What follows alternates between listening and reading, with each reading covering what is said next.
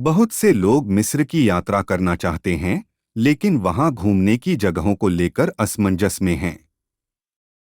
यहाँ तक कि मैं भी पहले बहुत असमंजस में था और मिस्र में घूमने की जगहों के बारे में रिसर्च करने में काफी समय बर्बाद कर दिया।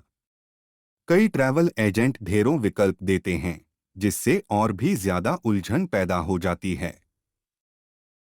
मैंने मिस्र के 8 दिवसीय समूह दौरे पर भाग लिया, जिसमें मिस्र के लगभग सभी प्रमुख स्थलों का भ्रमण शामिल था। यात्रा के अंत में उन्होंने मिस्र के लक्सर शहर में 2 दिन बिताए। लेकिन अगर आप इतिहास प्रेमी हैं, तो आपको लक्सर को अच्छी तरह से घूमने के लिए कम से कम 3 दिन बिताने चाहिए।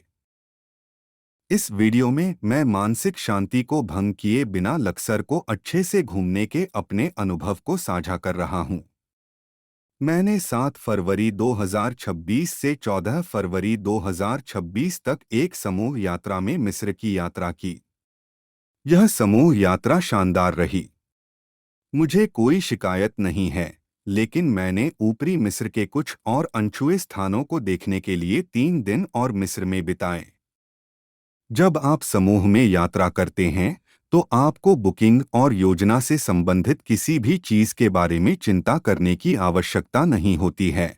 लेकिन जब आप अकेले यात्रा करते हैं, तो आपको बहुत सी चीजें सीखने को मिलती हैं, खासकर जब आप किसी दूरदराज के अनजान स्थानों की यात्रा कर रहे हों। दुनिया अराजकता, धोखाधड़ी और अनिश्चितता से भरी है, लेकिन यह खूबसूरत भी है, और इसमें बहुत से दयालु और प्रेम करने वाले लोग भी हैं। आपको सतर्क और सावधान रहना सीखना होगा। मेरी एक सलाह है कि आप जिस भी जगह जाएं, उससे नफरत या द्वेष न रखें। ब्रह्मांड आमतौर पर हमें वही देता है जो हम हैं, न कि वह जो हम चाहते हैं। सकारात्मक सोच के साथ यात्रा करें, इससे आपको और भी सकारात्मक ऊर्जा मिलेगी, जिससे धोखाधड़ी में फंसने की संभावना काफी कम हो जाएगी। और अगर कुछ बुरी घटनाएं भी घटित होती हैं, तो वे जल्द ही अच्छी घटनाओं में दब जाएंगी। जब आप अकेले यात्रा करते हैं, तो आप न केवल उस स्थान की जीवंतता को महसूस करते हैं, बल्कि आपका आत्मविश्वास भी बढ़ता है और आप बहुत कुछ सीखते हैं। यात्रा करना और नई जगहों को खोजना पैसे की बर्बादी नहीं है, बल्कि यह आपके रिज्यूमे में भी मूल्य जोड़ता है। तो चलिए अब वापस अपने विषय पर आते हैं। 3 दिनों में लक्सर के सर्वश्रेष्ठ स्थलों की सैर। लक्सर हवाई और रेल मार्ग से बहुत अच्छी तरह जुड़ा हुआ है। काहिरा से लक्सर के लिए आसानी से फ्लाइट मिल जाती है और रात भर की ट्रेन और बस के विकल्प भी उपलब्ध हैं। लक्सर रेलवे स्टेशन नील नदी के पूर्वी तट पर स्थित है। होटल बुकिंग के लिए कई ऑनलाइन ऐप्स उपलब्ध हैं। आलीशान से लेकर बजट तक कई विकल्प मौजूद हैं और सस्ते हॉस्टल भी मिल जाएंगे। लक्सर को नील नदी के पूर्वी और पश्चिमी तट में विभाजित किया जा सकता है। लक्सर में प्राचीन मिस्र का अद्भुत इतिहास है, जो पूर्वी तट मंदिर शहर और पश्चिमी तट मकबरे शवगृह मंदिर में बंटा हुआ है। मेरा सुझाव है कि आप पहले दिन पूर्वी तट और अगले 2 दिन पश्चिमी तट का भ्रमण करें। होटल रिसेप्शन पर हॉट एयर बैलून सेवा के बारे में जानकारी लें। उनकी सेवा की तुलना ऑनलाइन उपलब्ध विकल्पों से करें और बुकिंग करें। लक्सर में अपने पहले दिन की शुरुआत ममीकरण संग्रहालय के दर्शन से करें।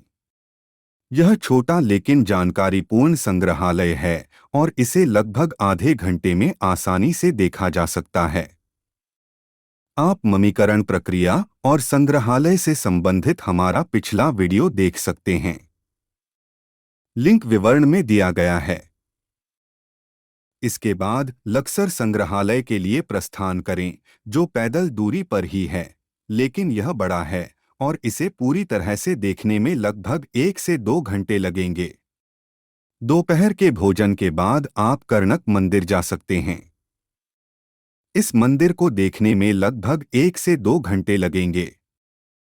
शाम को अंधेरा होने से पहले लक्सर मंदिर की ओर प्रस्थान करें।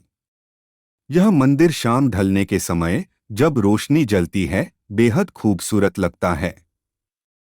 करनाक एक विशाल परिसर है जो अपने हाइपोस्टाइल हॉल के लिए प्रसिद्ध है, जिसमें 134 विशाल स्तंभ हैं। इसका निर्माण 2000 वर्षों में मुख्य रूप से मिस्र के देवता अमुनरा के सम्मान में किया गया था। लक्सर मंदिर एक अधिक परिष्कृत केंद्रीय रूप से स्थित परिसर है, जिसका निर्माण मुख्य रूप से शाही समारोहों और अनुष्ठानों के लिए किया गया था और यह स्फिंक्स के मार्ग द्वारा करनाक से जुड़ा हुआ है। अगर आप थके नहीं हैं, तो आप आसपास के बाजार में घूम सकते हैं। दूसरा और तीसरा दिन लक्सर के पश्चिमी तट पर स्थित स्थलों को देखने के लिए है। दूसरे दिन हॉट एयर बैलून की सवारी के बाद आप किंग्स वैली देखने जा सकते हैं और फिर लंच के बाद क्वींस वैली जा सकते हैं। जब मैंने फरवरी 2026 में लक्सर की यात्रा की थी, तब टिकट काउंटर शाम 4 बजे बंद हो गया था। अंतिम दिन आप पश्चिमी लक्सर के शेष स्थानों का दौरा कर सकते हैं, जिनमें हतशेपसुत का मंदिर, देर अल-बहारी, मेमन के विशालकाय स्मारक, मेडिनेट हाबू, रामसेस तृतीय का अंत्येष्टि मंदिर, रईसों के मकबरे और कारीगरों की समीपवर्ती घाटी शामिल हैं। मेमन के विशालकाय कंकालों की अब केवल 2 विशाल मूर्तियां ही बची हैं, इसलिए उस स्थान के पास ही आप दोपहर का भोजन करके अपना समय बचा सकते हैं। शाम 4 या 5 बजे आप पश्चिमी लक्सर में 30 मिनट के लिए साइकिल की सवारी का आनंद ले सकते हैं।